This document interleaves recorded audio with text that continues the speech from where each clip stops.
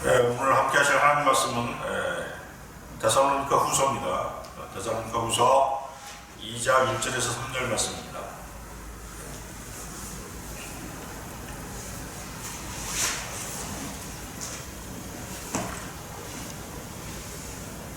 데살로니가 후서 2장 1절에서 3절 말씀.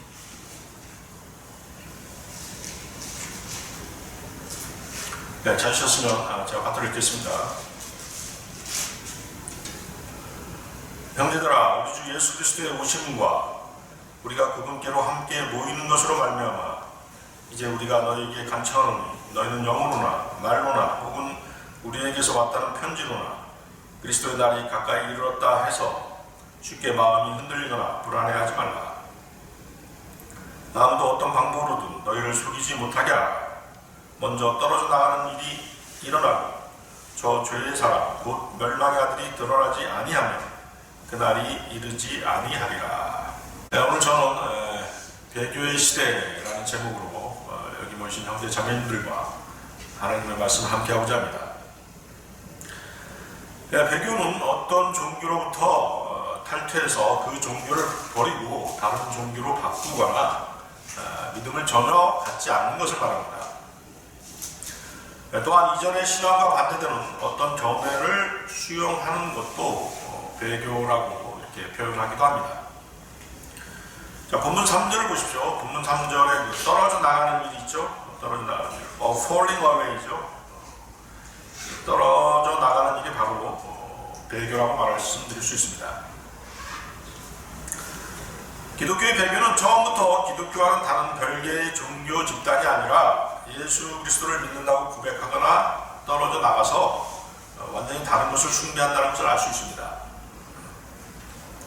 주 예수 그리스도가 아닌 다른 숭배 대상은 무엇이겠습니까?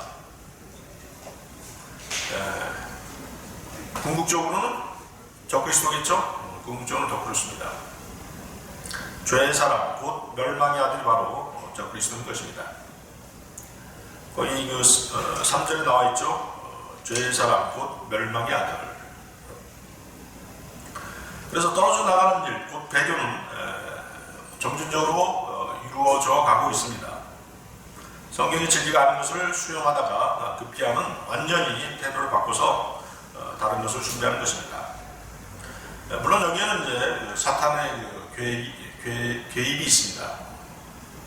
사탄은 하나님의 보좌를 넘보다가 실패했기 때문에 실패했음에도 불구하고 여전히 그는 숭배받기를 원하는 그런 존재입니다. 그래서 자신을 경배하고 섬길 많은 노조품들을 이 세상에 남겨두었습니다. 먼저 그는 그리스도의 신부인 교회를 흉내낸 자신의 신부를 만들어 놓았죠. 그리고 그곳에 비진리들을 장착해 놓은 것입니다. 그는 하나님께서 보존해 놓으신 성경이 아닌 변개된 성경을 사용해서 그에 따른 거짓 교리로 단장해 놓고 많은 사람들을 미혹하는 것입니다. 사탄의 신부가 퍼뜨린 거짓 교리를 세상이 따라가는 것입니다. 또 그 거짓 교리에다가 자신들만의 이단 교리를 첨가해서 세상을 어지럽히는 많은 이단 교리들이 있는 것입니다. 그들은 순진한 사람들을 깨워서 지옥 자식으로 만들고 있는 것이죠. 자, 1절 보십시오. 1절에 어떤 말씀이 나와 있습니까? 그분께로 함께 모이는 것이 나와 있죠. 그분께로 함께 모이는 것. 자, 이것은 뭘 얘기하는 것입니까? 휴거죠? 휴거입니다. 주님께서 우리 구원받은 성도들을 셋째 하늘로 불러들이는 것입니다. 그러면서 이제 우리는 주와 함께 영원히 함께하게 되는 것이죠. 그것이 바로 이제 그분께로 함께 모이는 것, 또 그분과 함께 모이는 것입니다. 2절에서 데살로니가 성도들의 마음이 흔들리거나 불안해한 이유가 무엇이겠습니까? 거기 보면 이제 그리스도의 날이 가까이 이르렀다 해서 쉽게 마음이 흔들거나 불안해하지 말라라고 바울 사도가 얘기하고 있죠. 그것은 바로 뭐예요? 당시에 그들을 데살로니가 성도들을 미혹하던 이단들이 때문입니다.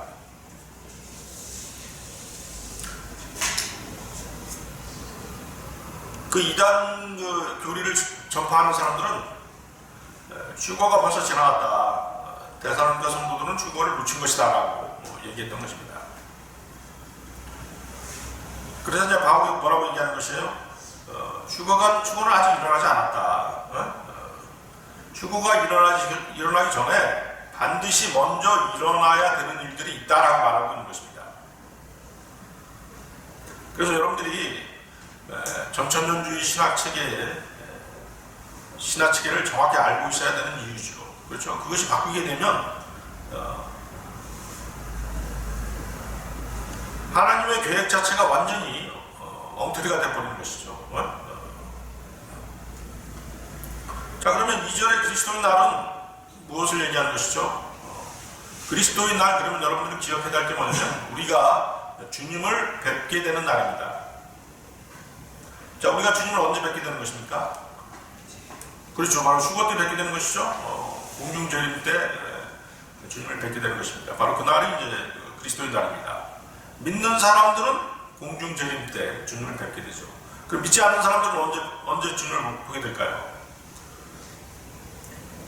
주님이 지상재림 때죠. 그렇죠? 지상재림 때 주님을 보게 되는 것입니다. 그러면 이제 믿지 않는 사람들의 그리스도의 날은 지상재림이 되는 것이죠. 아시겠습니까? 그리고 또한 그리스도의 날은 이렇듯 재림과 천년왕국까지를 포함하는 것입니다. 자, 그러면 그리스도의 날이 임하기 전에 일어나야 될 일은 무엇이 있을까요? 거기 성경에 뭐라고 되어 있습니까? 주님과 함께 모이는 일, 그렇죠? 주님과 함께 모이는 일, 즉 휴거가 일어나고 그 다음에 적그리스도가 출현하는 것이죠? 그렇죠?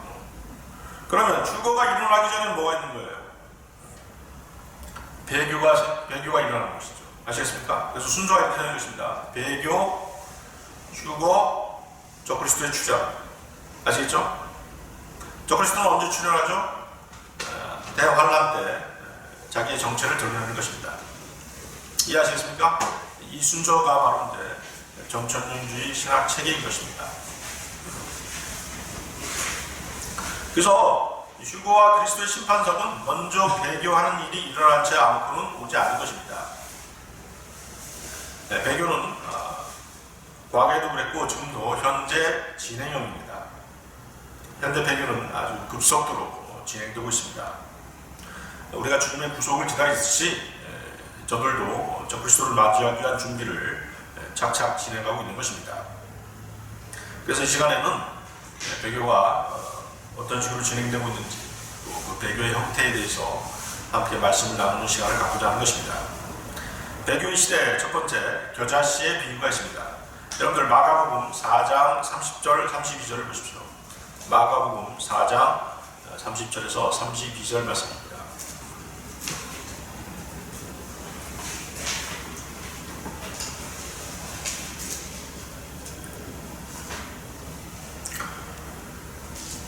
하셨습니까? 마가복음 4장 30절에서 32절 말씀. 또 그분께서 이르시되 우리가 하나님의 왕국을 어디에 비교할까? 혹은 무슨 비유로 그것을 비교할까? 그것은 마치 겨자씨 한 알과 같으니라. 땅에 뿌릴 때에는 그것이 땅에 있는 모든 씨보다 작되 뿌린 뒤에는 그것이 자라서 모든 채소보다 크게 되며 큰 가지들을 내므로 공중의 날짐승들이 그것의 그늘 밑에 깃들이 있느니라 하시니라. 자, 여러 비유적인 단어들이 나오고 있죠. 주님께서는 영적인 하나님의 왕국이 어떤 상태로 변질되는지를 알려주시기 위해 겨자씨 비유를 사용하고 계십니다. 자, 여러분들 겨자 다 먹어보셨을 거예요. 그렇죠? 양파나 마늘과 같은 향신료로 사용되는 식물입니다. 비린 맛을 없애주고 그 항균 효과가 있기 때문에 우리나라와 일본에서 많이 사용합니다. 특히 생선회라든가 뭐 생선 초밥을 먹을 때 소스로 사용되죠. 겨자가 자라면 뭐 1m에서 3m, 뭐 5m짜리도 있다고 하는데 그 크기는 잘 모르겠습니다. 그 높이까지 자란다고 합니다. 그런데 겨자는 이제 허브과 식물이기 때문에 나무가 될 수는 없습니다. 그런데 본문을 보면 어때요? 큰 가지들을 낸 나무처럼 되었다고 말씀하시는 것입니다.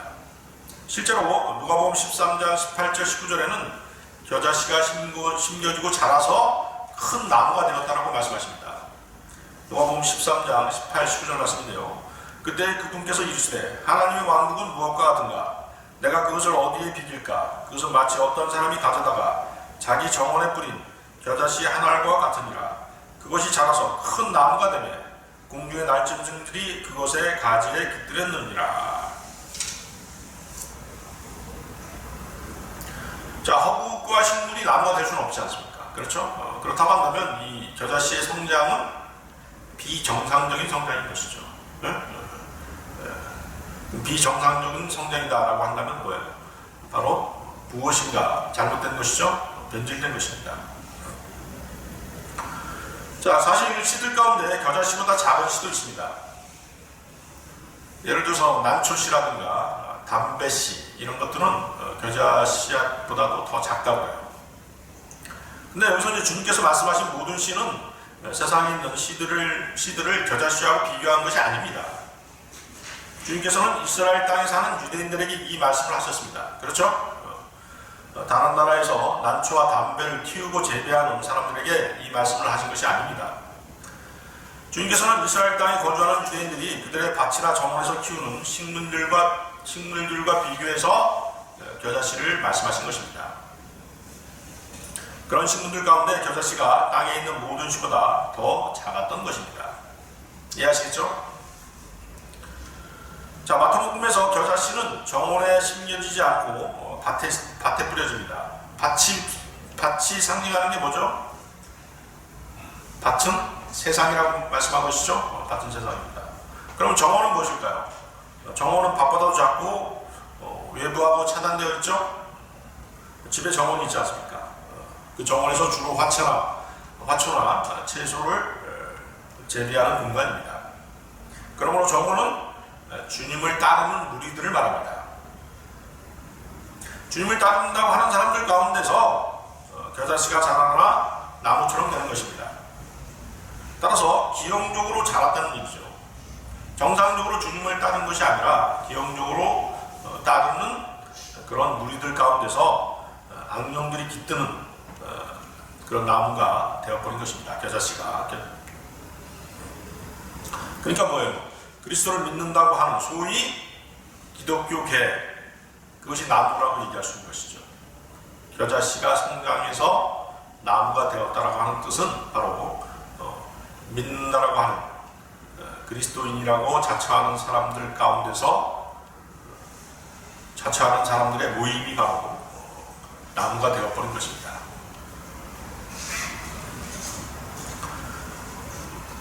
자, 여러분들 그 32절 보십시오. 마가복음 32절, 4장 32절. 뿌린 뒤에는 그것이 자라서 모든 채소보다 크게 되며 큰 가지들을 내므로 공중의 날짐승들이 그것의 그늘 밑에 깃들이느라 하시니라. 자, 대부분의 세상 교회들은 이 비유를 복음이 온 세상으로 뻗어나가면서 기독교가 부흥하고 교회가 온 세상에 안식처처럼 된다라고 하는 것을 안식처럼 된다라고 이렇게 해석하는 것입니다. 그것은 잘못된 해석이죠.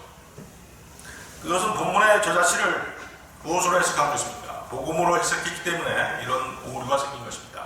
겨자씨는 무엇이죠? 복음이 아니라 믿음입니다. 아시겠죠? 믿음. 여러분들 그 겨자씨 밑에다 붙여놓고 믿음이라고 써놓으면 되겠습니다.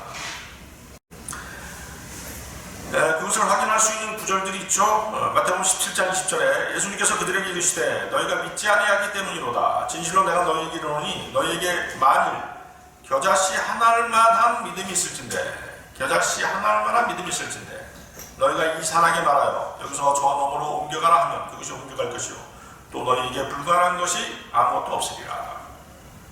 믿음이죠? 또 누가복음 17장 6절에도 주께서 이르시되 너희에게 만일 겨자씨 한 알만한 믿음이 있었다면, 겨자씨 한 알만한 믿음이 있었더라면 너희가 이 뽕나무에게 이르기를 뿌리째 뽑혀 바다에 심기라 하였을 것이요 그것이 너희에게 순종하였으리라. 자, 주님께서는 이 시대가 하나님의 왕국과 관련해서 믿음에 문제가 생긴다라고 이렇게 말씀하신 것입니다. 그 문제는 무엇이냐면 이 교회 시대가 지나면서 믿음이 점점 퇴보할 것이라는 것입니다. 지금도 여러분들이 그런 현상들을 보고 있지 않습니까? 결국 주님께서 오실 때가 되면 믿음을 찾아볼 수가 없을 정도로 세상이 타락할 것이라는 말씀입니다. 누가복음 18장 8절에 그럼에도 불구하고 사람의 아들이 올 때 땅에서 믿음을 보겠느냐? 라고 주님께서 말씀하시는 것입니다. 자, 마가복음 4장 32절 다시 보십시오. 공중의 날짐승들 있죠? 공중의 날짐승들. 세상 교회들은 공중의 날짐승들을 민족들로 해석합니다. 그러나 날짐승들은 무엇입니까? 마귀들이죠. 마귀들. 공중의 날짐승 하면 마귀들을 뜻하는 것입니다.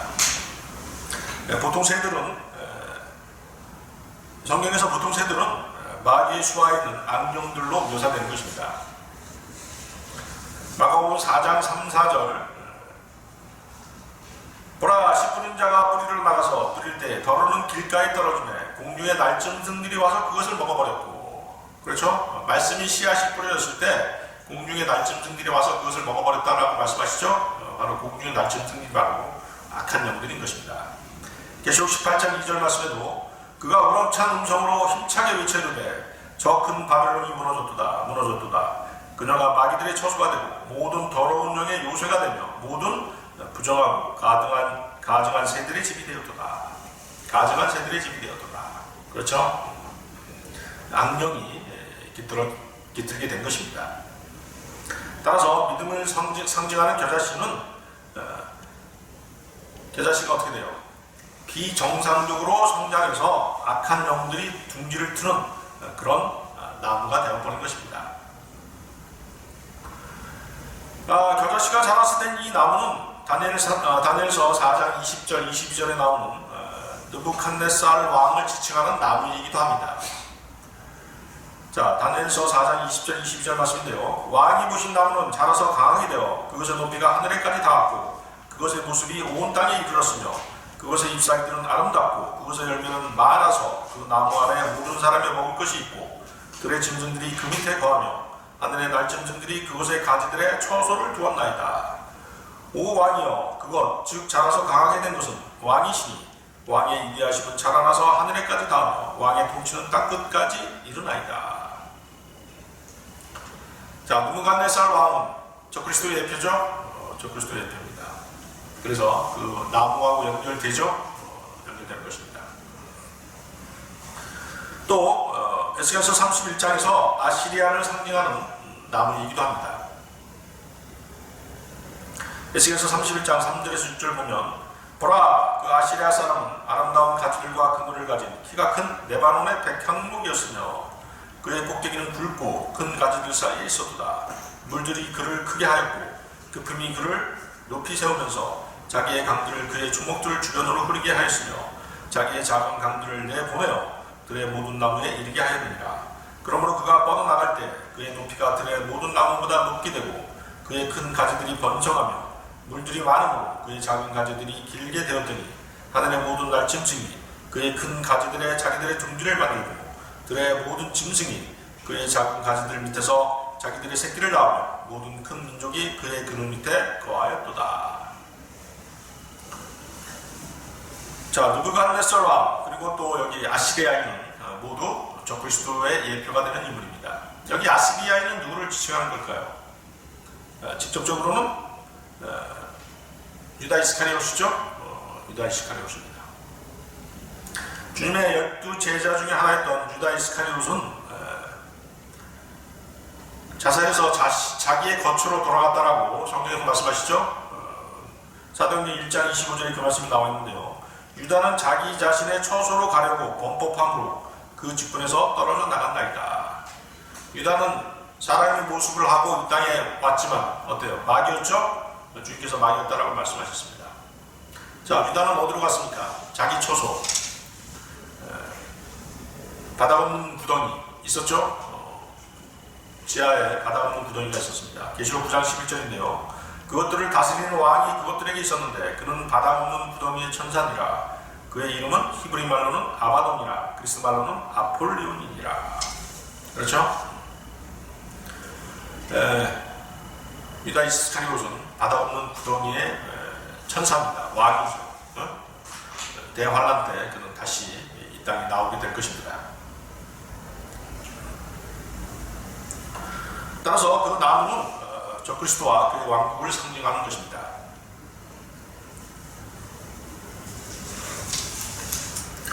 자, 본문의 저자씨가 성장해서 나무가 되는 기이한 현상. 그것은 마귀가 지배하는 세상 체계에서의 변질된 믿음, 그것을 가리키는 것이죠. 즉, 기독교계의 타락과 배교를 뜻하는 것입니다. 기독교의 배교는 마귀들로 가득 찬 정치 종교 집단인 로마 카톨릭과 연관이 있습니다. 이 나무는 불결한 영들로 충만한 여인인 로마 교회가 통치하는 한 도시와 관련이 있는 것입니다.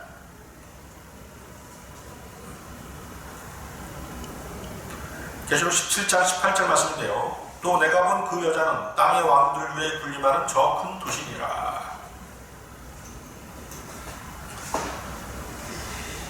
자, 로마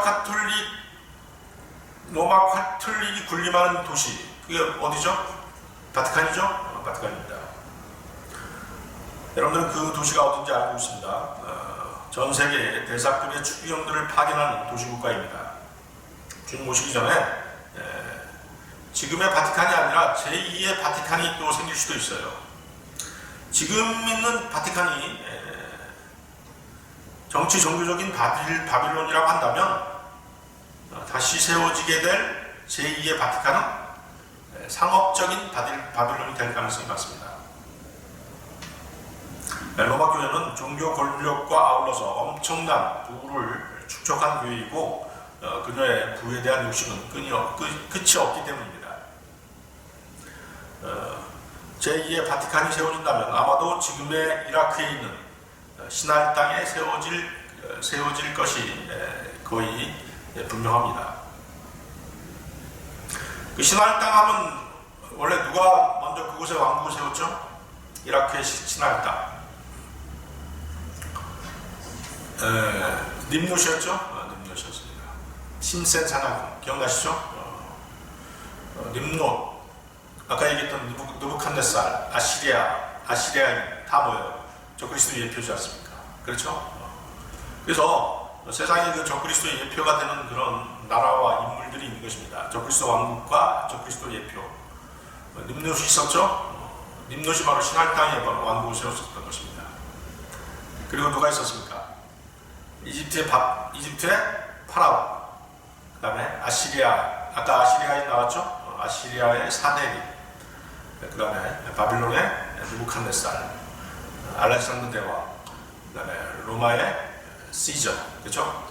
카이사, 이런 사람들이 다 모여 적그리스도 예표가 되는 인물들인 것입니다. 유다 이스카리옷도 마찬가지죠. 유다 이스카리옷이라고 유다라는 이름이 붙었잖아요.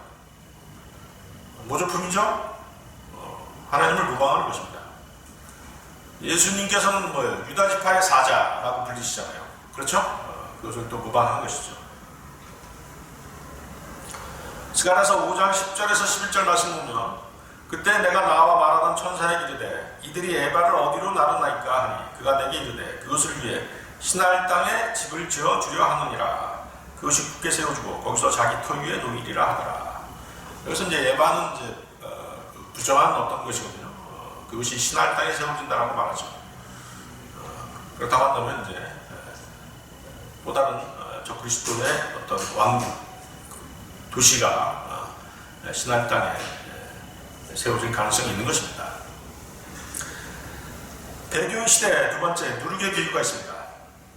여러분들 누가복음 13장 20절에서 21절 말씀 보십시오. 누가복음 13장 20절에서 21절 말씀.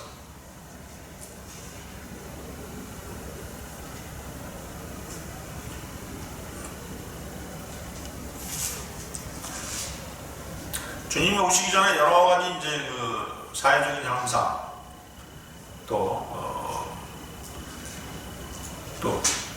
국내적인 여러 가지 현상들이 일어나지 않습니까? 또 전 지구적인 현상들이 일어나죠. 뭐 지진이라든가 전쟁, 또 이제 어떤 그 적그리스도에 관계된 인물들, 그 다음에 이제 뭐 이스라엘 성전 건축 그런 것도 있죠. 그래서 이제 많은 그 성경학자들 또 호사가들은 많은 얘기를 하는 것입니다. 누가 적그리스도라, 누가 적그리스도라 하면서 뭐 프랑스 대통령이 적그리스도다. 또 뭐 예전에 또 누구였어요? 오바마 대통령이 적그리스도다 뭐 이런 얘기를 쓰지 않습니까? 근데 그들은 아니죠. 적그리스도는 예수님을 모방해야 되기 때문에 30대야 되죠. 그렇죠? 예수님이 33세 반에 돌아가시지 않습니까? 그렇죠? 그렇기 때문에 나이도 맞아야 되는 것입니다. 그 다음에 이제 그 이스라엘 성전 건축이 언제 될 것이냐, 이제 이것도 사람들이 많이 이제 예측을 하고 또 뭐 추측하기도 하고 하지만은 오히려 더 이제 더 빨리 일어날 수 있는 게 아마 그 제2의 바티칸이 더 빨리 완공될 수도 있어요. 그렇죠? 건물을 짓자고 한다면, 어떤 도시국가를 짓자고 한다면 시간이 좀 걸리지 않습니까? 네? 그렇기 때문에 다른 것보다도 주님이 오시기 전에 일어날 수 있는 직접적으로 주님의 재림이 가까웠다고 우리가 예측할 수 있는 그 일 중에 하나가 제2의 바티칸이 아닌가, 그런 생각을 해보게 되는 것입니다. 자, 누가복음 13장 20절에서 21절 보셨습니까? 또 다시 이르시되 내가 하나님의 왕국을 어디에 비유할까? 그것은 마치 어떤 여자가 가져다가 굵은 가루 서마 속에 숨겨넣어 마침내 전부를 뜨게 한 누룩과 같으니라 하시니라. 자, 겨자씨가 나무가 되는 것이 기독교계의 어떤 변질, 그렇죠? 그것은 뭐예요? 외적인 변질이죠? 외적인 변질입니다. 그럼 뭐예요? 누룩은 내적인 변질이죠. 자, 본문은 하나님의 왕국을 누룩에 비유하는데 성경에서 누룩은 항상 부정적인 의미를 가지고 있습니다. 그렇죠? 누룩은 거짓 교리, 위선, 죄를 뜻합니다. 따라서 누룩은 복음이 아니며 말씀과 믿음을 부패시키는 어떤 성분인 것입니다. 하나님의 왕국이 누룩에 의해 오염됐다는 뜻입니다. 주님께서는 바리새인의 누룩, 사두개인의 누룩, 그리고 헤롯의 누룩을 조심하라고 말씀하셨습니다. 그럼 누룩은 뭐예요? 누룩이 거짓 교리, 위선, 죄를 뜻한다고 한다면 누룩은 뭡니까? 어떤 내적인 변질이겠죠? 마태복음 16장 11, 12절 말씀을 보면 내가 빵에 관하여 너희에게 그것을 말하지 아니하고 너희가 바리새인들과 사두개인들의 누룩을 조심하라고 말한 줄 어찌 너희가 깨닫지 못하느냐 하시니 그제야 그들이 그분께서 빵의 누룩이 아니라 바리새인들과 사두개인들의 교리의 누룩을 조심하라고 명하신 줄 깨달으니라. 이스라엘에 양대 지파가 있었죠. 바리새파하고 사두개파가 바로 그것인데요. 바리새인들의 누룩은 그들의 탐심과 위선, 그리고 율법의 형식에 얽매인 교리들입니다. 또 그들의 전통, 조상들의 전통을 교리로 사용하기도 했죠. 사두개인들의 누룩은 성경을 믿지 않는 불신과 세상과 타협하는 행태들입니다. 사두개인들은 부활을 믿지 않았습니다. 또한 부의 축적을 통한 현 세상에서의 풍족한 삶을 추구했던 것입니다. 자, 그러면 헤롯의 누룩은 무엇입니까? 헤롯의 누룩은 폭력과 음행, 교만, 불순종입니다. 그런 율법대로 실행하지 않았습니다. 그런 율법에서 그만은 동생의 아내와 불륜을 저질렀습니다. 그리고 그 잘못을 지적한 침례인 요한을 목베어 죽였던 것입니다. 자, 여러분들 거기 21절 보십시오. 누가복음 13장 21절. 그것은 마치 어떤 여자가 가져다가, 자, 여자가 나오죠? 여자. 여자나 여인, 이것은 그리스도의 몸된 교회에 대한 표현이 결코 아닙니다. 교회는 뭐라고 표현되어 있습니까? 성경에 신부라고 표현되죠. 고린도후서의 신부, 또 에베소서에는 아내라고 표현되죠. 고린도후서에는 이제 순결한 처녀, 순결한 처녀, 계시록의 신부라고 표현되죠. 그렇죠? 그래서 교회를 표현하는 세 단어는 뭐냐면 신부입니다. 신부, 처녀, 순결한 한 처녀, 그 다음에 아내. 아시겠죠? 그리스도의 아내가 되는 것이죠. 여자라든가 여인이라는 표현은 절대로 그리스도의 몸, 교회의 표현이 아닌 것입니다. 그렇다고 한다면 여기서 여인은 음행과 기타 죄들과 연결된 종교 창녀인 그 여인을 얘기하는 것입니다. 자, 여러분들 자, 여기 잡고 저기 보십시오. 계시록 17장 1절에서 4절 한번 보십시오. 계시록 17장 1절에서 4절 말씀.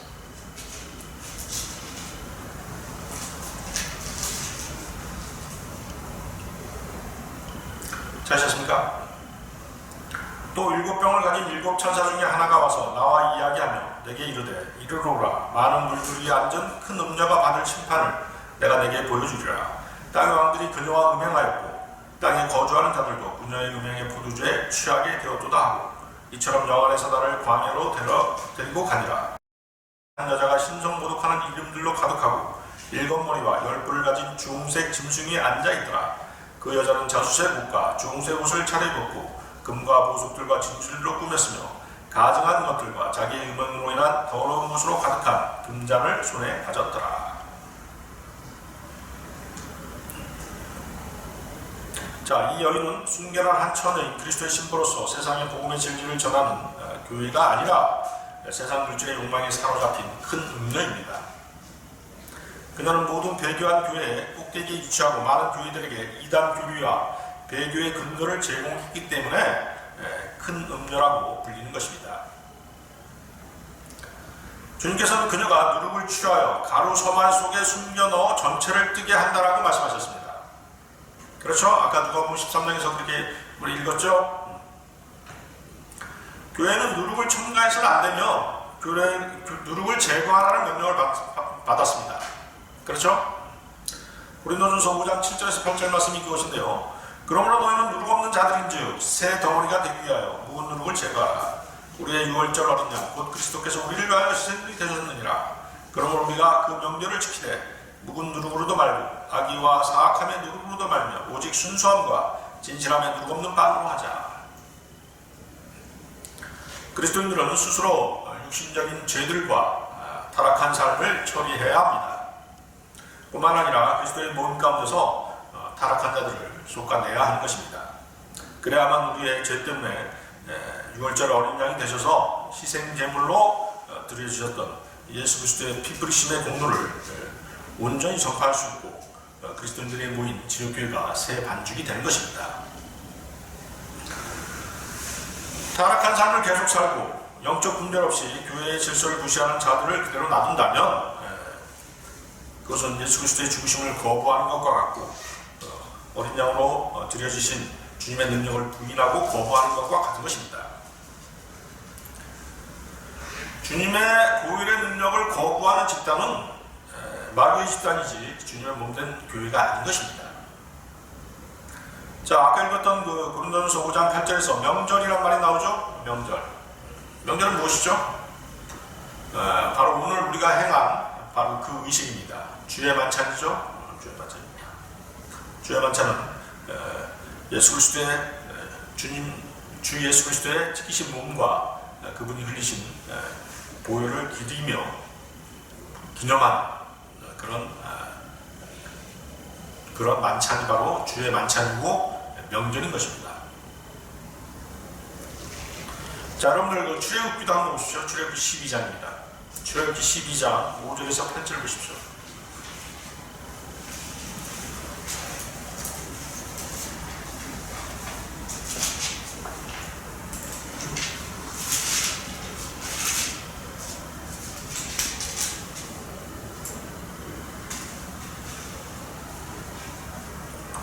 출애굽기 12장 5절에서 8절 말씀.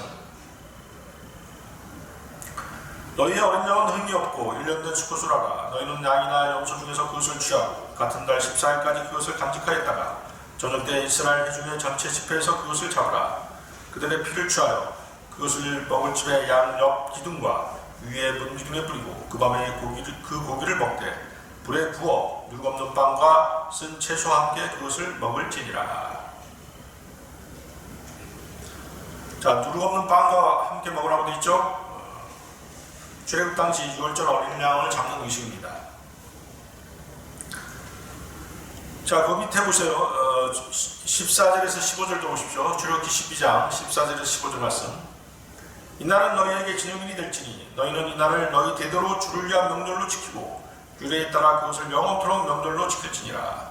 너희는 이래 동안 누룩 없는 빵을 먹을 것이요 첫째 날에 너희 집에서 누룩을 제거할지니 누구든지 첫째 날부터 일곱째 날까지 누룩 있는 빵을 먹으면 그 후는 이스라엘에서 끊어지리라.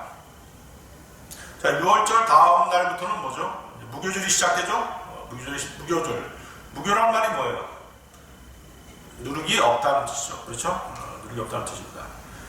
그래서 유월절 어린 양의 피 뿌리심의 공로로 구원받은 성도는 주님 오실 때까지 죄 없는 성결한 삶을 살도록 명령을 받은 것입니다. 자, 배교의 시대 세 번째 신비의 바벨론입니다. 여러분들 계시록 3장 14절에서 18절 보십시오. 계시록 3장 14절에서 18절.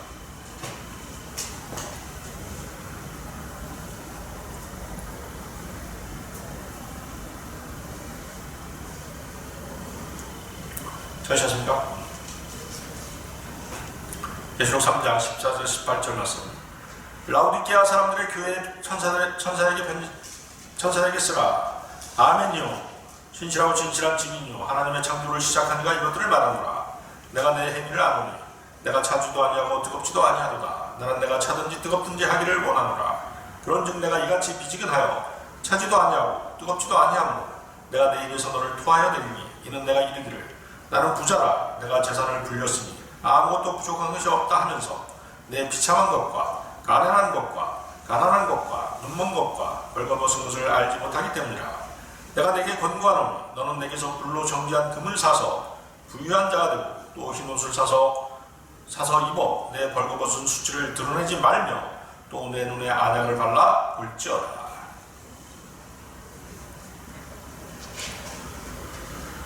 자, 이른바 기독교계에 속한 대부분의 교단들이 외형적인 교회의 성장만을 꿈꿔왔지, 성장만을 추구해왔지 다른 하나님의 말씀과 신에게 관해서는 별 관심이 없었던 것입니다.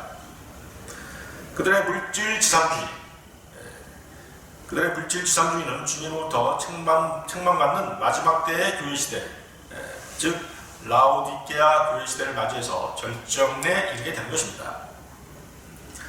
라오디게아라고 하는 뜻은 사람들의 권리 또는 정의를 뜻합니다. 이 시대는 하나님의 권위에 대적하는 인간의 시민적인 권리로 정의됩니다. 이 시대에는 하나님의 말씀의 권위란 찾아보기 어려운 세상의 마지막 교회 시대를 말합니다. 라오디게아 교회 시대에는 라오디게아 교회 시대에는 주님께서 교회에 주신 영적 권위를 무시하고 평등과 민주화를 요구하고 있는 그런 시대입니다. 영의 거듭남과 혼의 구원에는 관심이 없고 오직 사람들의 물질만을 목표로 하는 은사주의를 받아들이는 시대입니다.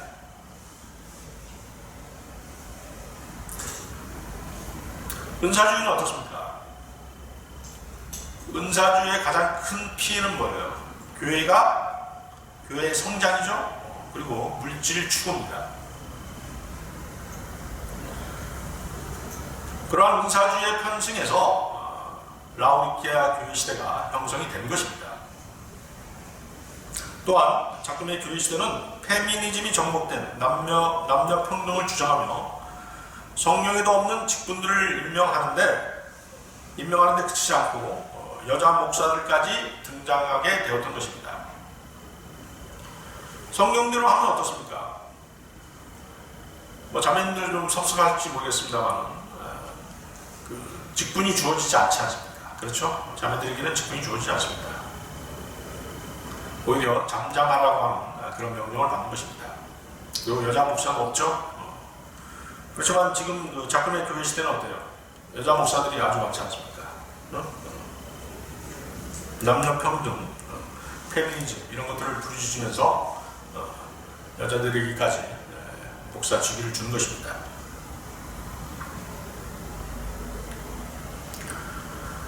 라오디게아 시대에는 하나님의 권리 혹은 말씀의 권위가 교회 안에 남아있지 않고 인간들의 권리만을 요구하는 그런 시대인 것입니다. 거기 여러분들 그 14절 보십시오. 하나님의 창조를 시작하신 이가 누구시죠? 예수님이시죠? 예수님이십니다. 그분은 여호와의 증인들이 얘기하는 것처럼 하나님께서 지으신 첫 번째 피조물이 아닙니다. 오히려 그분은 창조의 주체가 되시는 분입니다. 따라서 이 구절은 예수 그리스도가 하나님께서 창조하신 첫 번째가 되신다는 뜻이 아니고 예수 그리스도께서 모든 것의 시작이시며 하나님께서 하신 모든 일의 첫 번째가 되신다는 뜻입니다. 여호와의 증인들은 예수 그리스도가 하나님께서 창조하신 피주된 신이라고 가르칩니다.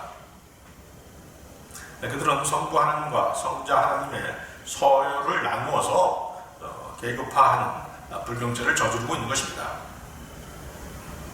그들은 성경을 고의적으로 거부하고 있는 것이죠.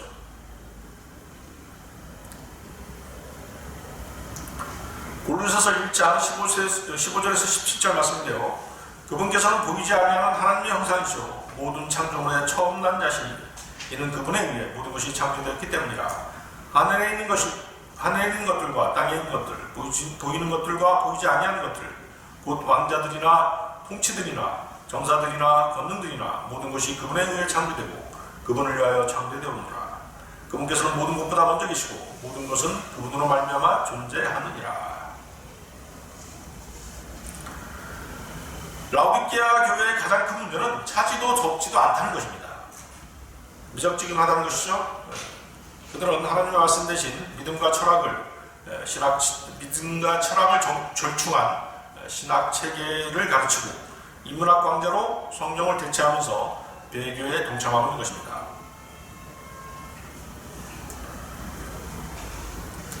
여러 보수 교단들, 장로교라든가 감리교 그런 교단들이죠. 그런 교단들은 자신들의 정통과 역사성을 자랑하면서 자기들만이 정통이라고 주장하지만 결국 배교에 빠지고 마는 것입니다.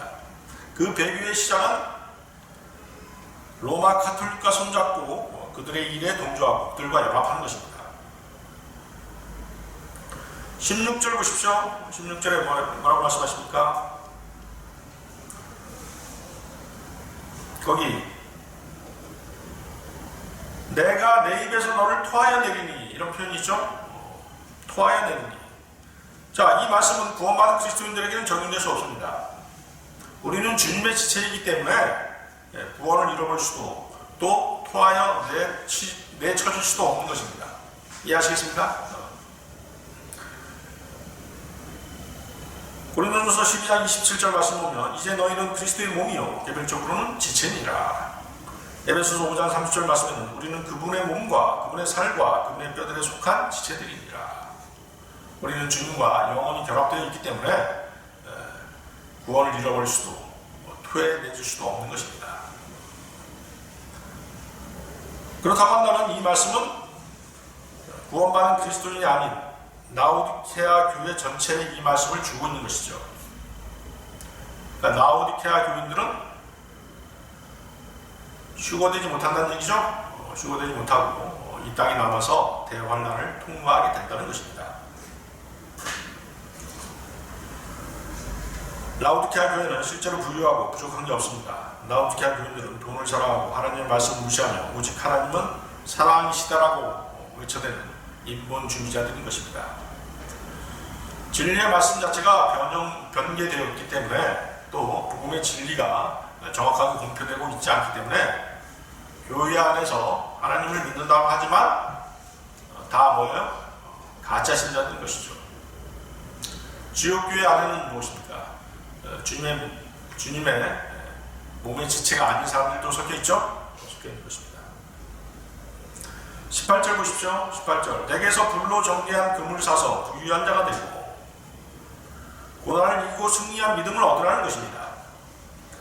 베드로전서 1장 7절 말씀에는 이것은 너희의 믿음이 단련이 불로 단련해도 없어지는 금을 단련하는 것보다 훨씬 더 귀하여 예수 그리스도께서 나타나실 때 칭찬과 존귀와 영광으로 드러나게 하려 하니라.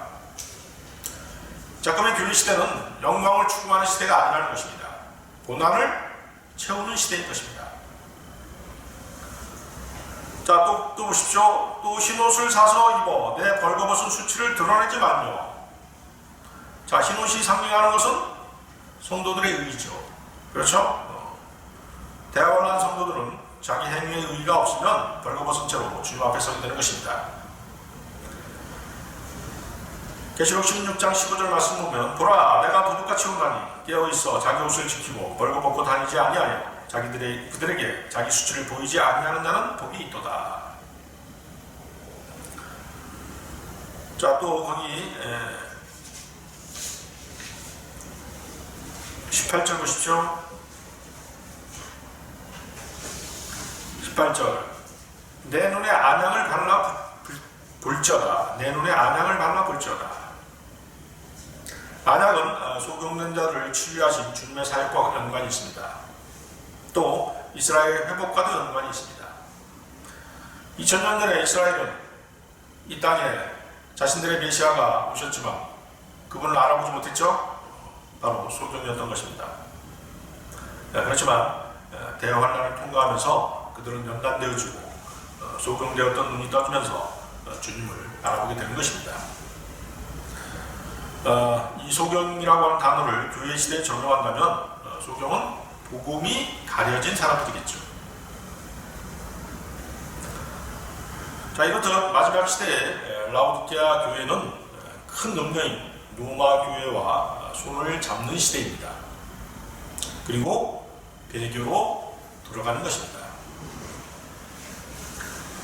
자, 여러분 다시 계시록 17장 1절 4절 다시 보십시오. 계시록 17장 1절 4절. 자, 아까 읽었던 계시록 17장 1절 4절 다시 봅니다. 주님으로부터 큰 문명으로 불린 이 종교 창녀는 자신이 마귀의 신부라고 하는 것을 결코 인정하지 않습니다. 오히려 자신들만이 정통 기독교라고 주장하고 자신들의 교회가 주님으로부터 인정받는 유일한 유니버설 처치라고 주장하는 것입니다. 그러나 그녀가 기독교 역사에서 해온 종교 활동은 비성경적이었고 미신적인 의식을 확산시킨 것이었으며 거듭난 성경대로 믿는 그리스도인들을 박해하고 죽인 것이었습니다. 그리고 자신들의 이단 교리와 실행들을 세상의 타락한 교회들이 본받도록 함으로써 순진한 많은 사람들을 지옥 자식이 되게 한 것이었습니다. 큰 음녀인 여자는 땅의 왕들을 다스리는 큰 도성이라고 말씀하시죠. 그 밑에 여러분들 8절 보십시오. 또 내가 본 그 여자는 땅의 왕들 위에 군림하는 저 큰 도시니라. 바티칸 시티죠. 또 그 여자는 성도들의 피와 예수의 증인들의 피에 취해 있다라고 말씀하십니다. 17장 6절이 바로 그 말씀입니다. 계시록 17장 6절. 또 내가 보매 그 여자가 성도들의 피와 예수님의 순교자들의 피에 취하였으므로 내가 그녀를 보고 크게 놀라며 이상히 여기니. 자, 사도 요한은 지금 먼 미래 대환란 때 지금 가 있는 것이죠. 대환란 때 가서 지금 대환란 때의 광경을 지금 목격하고 그것을 기술하고 있는 것입니다. 자, 계시록 17장 그 4절을 보세요. 계시록 17장 4절을 보면 그녀는 자주색 옷과 주홍색 옷을 입었으며 그녀의 상징은 금잔입니다. 여러분 누군지 알죠? 요한계시록에서 요한은 미래의 주의 날로 들림을 받아서 자신이 예수 그리스도를 믿는다고 고백하고 그리스도의 신부라고 말하는 교회를 내려다보고 있는 것입니다. 사도 요한은 당시에 로마 제국에 의해 박해당하고 유배당한 상태였기 때문에 로마 제국이 성도들을 죽일 것으로 생각했으나 실제로는 뭐예요? 로마 제국이 아닌 로마 카톨릭이 성도들을 박해하고 죽이는 것을 보고 의아해하며 놀랄 수밖에 없었던 것입니다. 로마 교회가 그리스도인들을 죽이는 살인 집단임을 요한은 보고 있는 것입니다.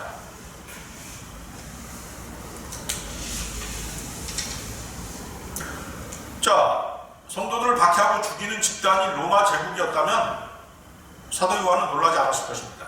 그렇죠? 자기의 조국인 이스라엘도 로마 제국의 식민지였지 않습니까? 그런데 대화 안에 보고 있는 것은 뭐예요? 로마 제국이 아니라 로마 교회였던 것이죠. 가증한 하늘 여신을 믿음의 어머니인 마리아로 둔갑시켜서 성모 마리아를 섬기는 교회, 그것이 바로 로마 교회이지 않습니까? 이 종교 참여는 다시 정치적이지 않고 오히려 기독교적임을 주장합니다.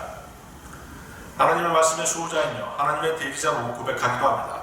그러나 성경적인 관점과 기독교 역사의 관점에서 볼 때 그녀는 거듭난 성경들을 믿는 그리스도인들을 제거하는 것이 그녀의 목적이었던 것입니다. 수천만 명의 사람들이 죽었죠. 그럼에도 불구하고 그들은 단 한 번의 사과도 하지 않고 있는 것이죠. 오히려 사람들이 속고 있는 것입니다. 일반 교회의 식상에서 또 일반 교회의 어떤 비리들을 보게 되면 옮겨가는 교회가 로마 카톨릭입니다. 굉장히 경건해 보이잖아요. 그렇죠? 그들의 의식이라든가 그들의 태도들이 굉장히 경건해 보이는 것이에요. 그러다 보니까 그쪽으로 이제 많이 옮겨가는 것입니다. 속고 있는 것이죠. 중세 암흑 시대라고 하는 이유가 있지 않습니까? 왜 중세 암흑 시대였을까? 전기가 들어오지 않았기 때문에 중세 암흑 시대였습니까? 그렇지 않았죠. 진리가 가려진 하나님의 진리의 빛이 비추지 않았던 시대였기 때문에 중세 암흑 시대였던 것입니다. 자, 여러분들 그 계시록 17장 7절 한번 보십시오. 밑에 계시록 17장 7절. 그 천사가 내게 이르되 내가 어찌하여 놀라느냐? 내가 그 여자의 신비와 그녀를 나누는 짐승 곧 7머리와 10뿔을 가진 짐승의 신비를 내게 말하여 주리라. 자, 계시록 12장 3절에는 7머리와 10뿔 그리고 7개의 왕관을 쓴 붉은 용이 나옵니다. 자, 붉은 용의 정체는 무엇이죠? 계시록 12장 9절이 그것을 설명해 주고 있죠. 그 큰 용, 즉 저 옛뱀 곧 마귀라고도 하고 사탄이라고도 하며 온 세상을 속이는 자가 내쫓기더라. 그가 땅으로 내쫓기니 그의 천사들도 그와 함께 내쫓기니라. 자, 마귀죠? 마귀입니다. 계시록 10장 3절에서는 주홍색 짐승이 나오는데 이 짐승은 계시록 12장의 붉은 용과 똑같이 7머리와 10뿔을 가졌습니다.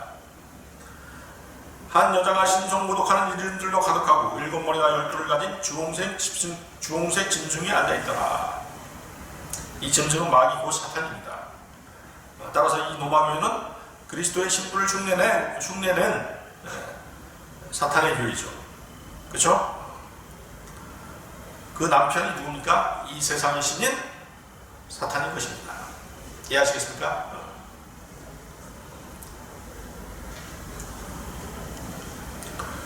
따라서 계시록 17장에서의 신비의 큰 바빌론, 큰 음대에 대한 설명은 에레미야서 51장 7절 9절 말씀과 잘 어울립니다. 자, 에레미야 51장 7절 9절 말씀인데요. 바빌론은 주의 손에 있는 금잔 곧 온 땅을 취하게 한 금잔이었도다. 민족들이 그녀의 포도주를 마셨으므로 미쳤도다. 바벨론이 갑자기 넘어져 멸망하였으니 그녀를 위하여 울부짖으라. 그녀의 고통으로 인하여 향유를 쓰라. 혹시 그녀가 나올 수도 있으리라. 우리가 바빌론을 치료하고자 하였을 때 그녀가 치료되지 아니하였은즉 그녀를 버리고 우리 각 사람이 자기 본향으로 돌아가자. 그녀에 대한 심판이 하늘에까지 이르고 창공에까지 올라갔도다.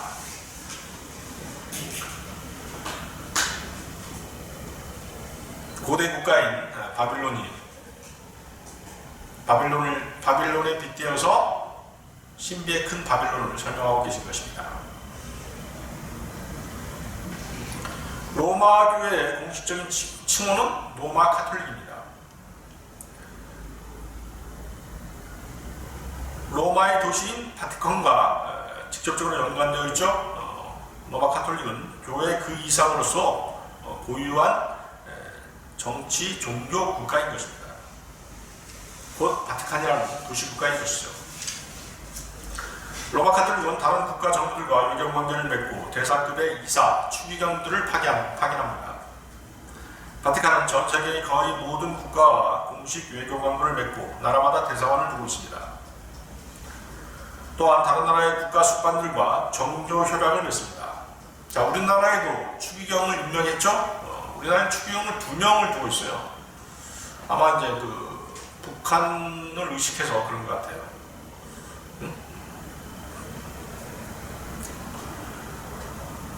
북한과는 지금 수교 관계를 맺고 있지 않지 않습니까? 그렇죠? 그래서 이제 우리 대한민국에 2명의 추기경을 두고 있는 것이죠. 이 바티칸 시티는 독자적인 통신 체계, 학교, 은행, 화폐, 우체국, 라디오 방송국, 군대 등을 갖추고 있습니다. 통치권은 교황이 있고 교황은 행정, 입법, 사법에 대한 절대적인 권한을 갖습니다. 성경에서 그녀는 더럽고 불경하며 타락한 성경적인 기독교의 거짓 모조품에 불과하다고 말씀하십니다. 그럼 그녀는 하나님의 저주의 심판이 예정되어 있습니다. 계시록 18장 5절 한번 보십시오. 계시록 18장 5절 말씀. 그녀의 죄들이 하늘에까지 닿았고 하나님께서 그녀의 불법들을 기억하셨느니라. 자, 그 밑에 20절에서 21절도 보세요. 18장 20절 21절. 너 하늘아 너희 거룩한 사도들과 대언자들아 그녀로 인하여 기뻐하라. 하나님께서 너희를 위하여 그녀에게 원수를 갚으셨느니라.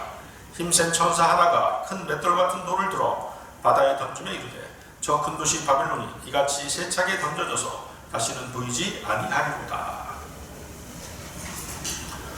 그녀는 불태워주기로 정해져 있고 이곳 지상에서 멸망한 이후에도 영원히 불에 타게 됩니다. 18장 8, 9절이 그 말씀이죠. 18장 8, 9절. 그러므로 그녀가 받을 재앙들 곧 사망과 애곡과 기근이 한날에 임하리라. 그녀가 완전히 불에 타리니 그녀를 심판하시는 주 하나님은 강하시니라. 그녀와 음행하고 고아로에 살던 땅의 왕들이 그녀가 탈 때 나는 연기를 보고 그녀로 인해 슬피 탄식하며 그녀를 위해 애통할 것이요. 계시록 19장 2절 3절도 보십시오. 계시록 19장 2절 3절. 그분의 심판들은 참되고 의로우니 그분께서 음행으로 땅을 부패시킨 그 큰 음녀를 심판하시고 또 자신의 종들의 피의 원수를 그녀의 손에 갚으셨도다 하더라. 그들이 다시 이르되 할렐루야 하더라. 그녀의 연기가 영원 무궁토록 올라가더라. 주님께서는 말씀을 맞이해서 세상의 타락한 교회들의 시대를 라오디게아 교회를 들어 책망하고 계신 것입니다. 아울러 사탄의 신부이고 음녀이며 세상의 창녀인 큰 창녀인 이 교회에 대해서는 그녀의 심판의 결과가 지옥의 영원한 형벌임을 보여주시고 그녀에게서 빠져나오라고 촉구하고 계십니다.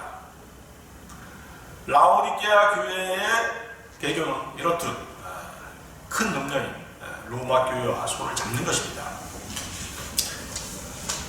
로마 교회와 함께 배교로 빠져 들어가는 것이죠.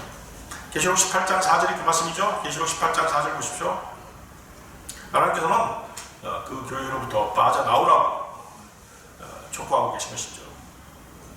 또 내가 들으니 하나로부터 또 다른 음성이 나서 이르되 내 백성아 너희는 그녀에게서 나와 그녀의 죄들에 참여하는 자가 되지 말고 그녀가 받을 재앙들을 받지 말라. 자, 여러분들은 이제 혹시 주위에 카톨릭 친구들이 있다고 한다면 이 구절을 보여주고 하루 속에 빠져나오도록 이렇게 권유를 해야 할 것입니다. 자, 오늘 설교의 결론입니다. 자, 이 땅에서 휴거 전까지 그리스도의 몸인 교회가 맞이할 미래는 암울합니다. 그렇죠? 복음, 개혁, 바른 성경의 보급, 진리의 지식과 복음의 확장이 아닌 철저한 배교의 시대이기 때문입니다. 디모데전서 4장 1절에서 2절 말씀인데요. 이제 성령께서 분명히 말씀하시기를 마지막 때에 어떤 사람들이 믿음에서 떠나 유혹하는 영들과 마귀들의 교리들의 주의를 기울이라 하시는데 이들은 위선으로 거짓말을 하며 자기 양심을 뜨거운 인도로 지진 자들이라. 이것이 바로 오늘날 교회의 현실입니다. 사망과 지옥과 사탄의 왕국과 적그리스도가 등장할 모든 준비가 갖춰져 가고 있는 것입니다. 우리에게 남은 희망은 주님께서 오셔서 우리를 이곳에서 데려가는 것입니다. 디도서 2장 13절 말씀인데요. 복된 소망과 위대하신 하나님 곧 우리의 구원자 예수 그리스도의 영광스러운 나타나심을 기다리게 하셨느니라. 자, 여러분들은 복된 소망, 주님의 다시 오심을 항상 기다리고 계신가요? 또 여러분들이 주님을 그렇게 기다리고 계신다면 주님을 맞이했을 때 부끄러움이 없어야 되겠죠? 그렇죠. 신실한 종으로 발견되도록 힘쓰시기 바랍니다. 다 같이 기도하시겠습니다.